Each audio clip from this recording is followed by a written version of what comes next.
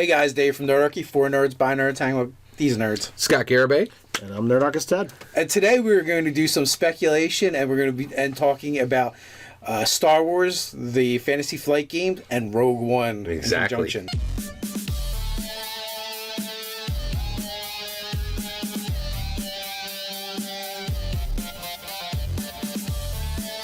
Once you jump down to the description below, sign up for Nerdarchy, the newsletter. It's a great way to get gaming tips delivered straight to your inbox, as well as learn how to game with Nerdarchy. So I think what I wanted to talk about is we were fortunate to actually run a 4-session Fantasy Flight games, Star Wars role-playing games. You guys got to see the dice system. You got to see the quality of the books, and I think there was a lot of positive things about FFG Star Wars role-playing game. What I'm excited about is we have a whole series of movies coming up, and one of the things that's great is essentially we're going to get a Star Wars movie every year, forever. Exactly. And so if you're out there and you have a tough time bringing players to your table, I feel like you can use Hollywood's hype machine to get players to your table. And one of the best ways to do that is I've watched no less than 10, 20, maybe 30 times the Rogue One trailer. I watch it once or twice a day. I'm so excited about it. And there are people out there who you can say, hey, would you like to play in the Fantasy Flight game, Star Wars role-playing game, Rogue One campaign series? Yeah, I'm so glad we actually just played it again, because I totally missed DeForest Whitaker, and he looks amazing in it. He does. He's got the great voice. He's a good actor, and we were discussing, like, you were asking us, you were rambling off all the characters and, like, what do you think the role is? And clearly he's a mentor to this Jyn character. Mm-hmm. So Jyn Erso is she's that female rebel, right? She's clearly the lead. Right, exactly. So do you agree with Dave? Do you think that she's that he will be a mentor to Jyn Erso, perhaps? I believe so. So the idea, one of the things you're going to have to do is, and I'll just call them out. So we're going to go through these characters. So if you're going to build this campaign, you want to think about the core characters in the trailer. And so we're going to go through them one at a time. So Forrest Whitaker, we don't even know his name yet, right? Right. But he is a veteran warrior, right? So which book do you guys think he would come out of? I'm going to go with the Bounty Hunter book, Age of Empire. So right there, Edge of the Empire, we have smugglers, we have bounty hunters, and I agree with you. I think he would definitely be a veteran soldier, and you could absolutely use the bounty hunter type for him. Maybe bounty hunter. He could be a heavy. There's actually there's a couple different roles that he could probably fill, but we don't really know enough. We've only heard his voice and heard him spoke, and we've and seen him. So it's too early to say, I think, but I think it comes out of that book. He's got that feel. And so one of the things out there is, as a game master, I would really encourage you guys out there to feel empowered to say, this is my, so essentially you're going to be playing Rogue One. If you launch this now within the next couple of weeks, or take a month to build this, and then run a 3, 5, 7 story arc, you're going to say, this is what I envision these characters from this Rogue One trailer to be. And so one of the things I think is really exciting about that is, in December, people are going to get to see the film, right? But your friends and your players are going to get to see the Rogue One that you envisioned first, which I think is a really unique opportunity. It's one of the great things about role-playing games is we don't have to wait for other people's stories. We can tell the story now, which I think is kind of exciting. Sure, you could take the premise and run an adventure around that before the movie comes out, with your own characters, not with the characters from the movie, just the premise of, these are the guys that got the plans to the Death Star, how did it happen? And so for Forrest Whitaker's veteran warrior, we're saying he's probably going to be neutral, or he's going to be aligned with the rebellion, right? So let's talk about a sympathizer, Right, absolutely, yeah. Maybe he's not part of the rebellion, but he's a sympathizer. Yeah. So let's talk about Jyn Erso. So Jyn Erso is the main rebel girl, and so right out of the gate, what book and what career or specialization? What do you guys think? I'm not a huge proponent of I'm not as knowledgeable about all the classes in here, but she's definitely going to be in here. Absolutely. She's definitely a rebel something. From the trailer, though, she really seems really rough around the edges and more of an upstart. Like, Like maybe that's like where she she still goes. even could be coming from the edge of the Empire book. Yeah, You're like exactly maybe right. she Yeah. goes there later, but So starting off. yeah, and she could have been. So the ones that are in here, there is the smuggler. She absolutely might have been, or even really a thief. You know, and so so there is. The other thing is there's also technicians. She could have been Slicer. I mean, all those things. But by the end, one of the things that we see is she is in armor for a TIE pilot, which would indicate that she very well may come, just as you said, out of the Age of Rebellion, because there's indications that she's a pilot. Yeah. So I think, you know, if you put her into the pilot role, you'd be fine.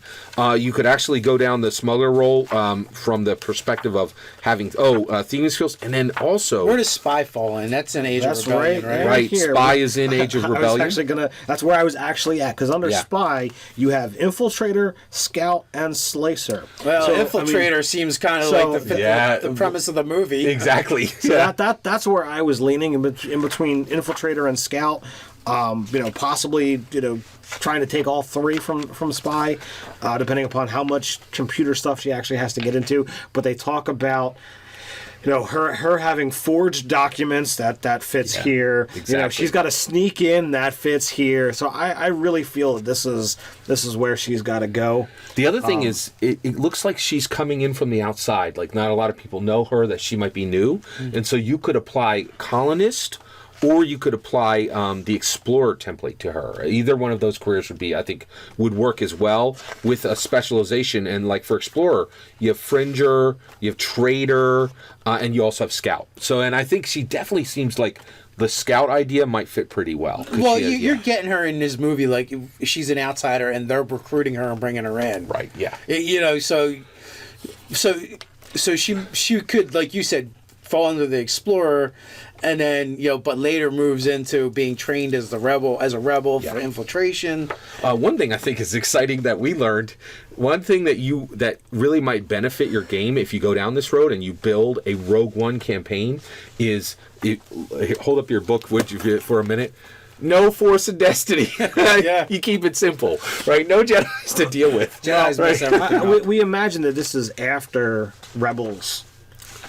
So I don't know exactly how Rebels ends, but the general feel, once we actually get into A New Hope, is people talk about Jedis being A myth. Yeah, they're exactly. extinct. Yeah. It's that old thing. So clearly, any Jedi that are out there Are in hiding. They're in hiding. They're staying on the fringe, or they're staying out of the Empire's way in every way, shape, and form. Because with as wide as the Star Wars galaxy is, there's always going to be Force-sensitive people that may be trained as a Jedi, or maybe not know what the heck that they can do without Or they the get Jedi. recruited as Inquisitors. Well, depending upon where things are, where it lands. But in the mainstay of things, where these movies take those type of characters, they're trying to stay out of Dodge because they want to stay alive. Because everybody knows that Darth Vader wiped them out. Exactly, yeah. So let's just leave them in the past. So one of the characters I'm really excited about that's really prominently featured in the trailer is Mon Mothma. By the way, Jyn Erso, she's played by Felicity Jones. And Mon Mothma, she's going to be played by Genevieve O'Reilly. And what's really fascinating is she played Mon Mothma in Revenge of the Sith, which was episode 3, right? And then she was cut out. Right, so her scenes were cut, so she's going to get to play Mon Mothma here, which is kind of fascinating. This is my absolute favorite character from this trailer. It's one of the reasons why I'm really super excited about this film, because I think you're going to see some politics in it. Well, go ahead. It's good to see characters that arc over this series, because it's a smart move. Because in my opinion, having characters that exist over the course of these movies, it's like, oh well, here's a character. They might not be beloved from the original trilogy, but just the fact that they're there makes that nostalgia. If it's like, oh, I know Mon Mothma. All right, I can get into this easier because I already know this character and where she's gonna go. Yeah. So with Mon Mothma, she's clearly going to be from the Age of Rebellion book. Okay. She's going to be the diplomat. Absolutely. Yeah. Now I would ask you guys: do you think that you would? That's her career. Would you go specialization ambassador, or agitator, or quartermaster? I'm going to say she's an agitator. Yeah, at this point it would have to be an agitator. Because, like, they are the rebellion. Yeah. You know, exactly. she while she has to do, I'm going to be this leader, she's the quest giver. She's the one saying, okay, I'm not going into danger, but you are. Yeah, exactly. That how do you get more agitator than that? Exactly, yeah. So do we know who the Asian guy is? So I actually did not. So one of the things is we don't know his character. We don't know why he's dealing with. We only know one thing. With that short staff, he's a bad man. That's true. Yeah, exactly. But before we got off of Mon Mothma, I did want to say real quick. I think all of us three here are huge Star Wars fans, and one of the reasons why I'm super excited about Mon Mothma is people talk a lot about strong female characters and having, stories that are structured where women play important roles. And Mon Mothma is from 1977, and she was there. Well, I believe all the way back there. I believe Star Wars has always held that standard. Exactly. Because it's not like Princess Leia was the frou-frou princess. You see her and she's shooting with, her little blaster. You see her in, Return of the Jedi, where she's leading the missions, down onto Endor, doing all this stuff. Yeah. Well, even when she gets captured, by Jabba the Hutt, in the end, she kills her captor with the chains that he put on her. Exactly. Who's rescuing who? She's no weak desert flower, that's for sure. So the other ones that are there that you could definitely build around. There's a male rebel fighter who is right next to in the trailer, who's always very close to Jyn Erso, the female rebel. It's going to be played by Diego Luna. Very similar type. It's probably going to be a soldier type right out of the Age of Rebellion. And then we talked about Forrest Whitaker. I'm very excited to see him in there. I think he's going to do a great job. And then we're going to have the Imperial High Officer played by Ben Mendelsohn. That's exactly right. He is the Imperial officer with the white cloak, right? And so, he's very unusual as far as the Empire because you don't see white with them. And it was a really striking visual in the trailer. And so there, I think you could really, most of everybody we've talked about are people that the player characters would be interacting with, or even playing. So you could equip your characters to play your players to play these characters.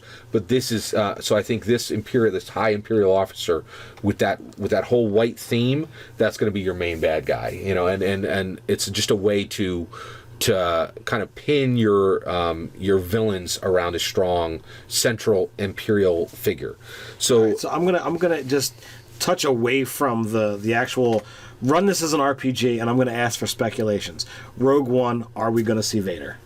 So one, I think that's a great question, and I actually think it's a key decision for the game master on whether they're going to put Vader into the game as well. And actually, Ted's talking about the movie, I think. Yeah, no, you're absolutely right. I'm talking about the movie. I think, well, and believe it or not, I think that's one of the reasons why I love the idea of this as a role-playing game, is you actually have to figure out the same things the directors had to figure out. Right. So my take is no. I desperately wanted to see him. Foreshadowed. Right. And Maybe. Here's my take. Before I saw the trailer, I was like, great, Rogue One, I'm in, you're going to show me Darth Vader. Right? When I saw the Rogue One trailer, this blew me away. I felt you don't need Vader. There's enough here where it's going to be strong. I think when Jedi are not a part of the equation, you cannot put essentially the Jedi equivalent. Yeah. So without Jedi, you don't need Vader. You don't need the Emperor. Yeah. There are enough. Go ahead. But is Disney really going to turn up the opportunity to put Darth Vader in their movie? I mean, come on, it's Darth Vader. Who does not want to see Darth Vader again? How many of us remember that first scene in A New Hope when Darth Vader first comes on and you're like, ah, the most evil being ever? And since that time, in my mind, I don't think there's ever been an introduction of a villain or that has affected me the way the first time you see Darth Vader. And one of the things imagine doing that again. to a new generation. He's so strong. But the other thing is, it's a great question because one of the things that really comes out to me is Vader is a forever character. So with Han Solo, clearly they have to hurry up and, tell these stories with Harrison Ford, and he didn't want to continue, right?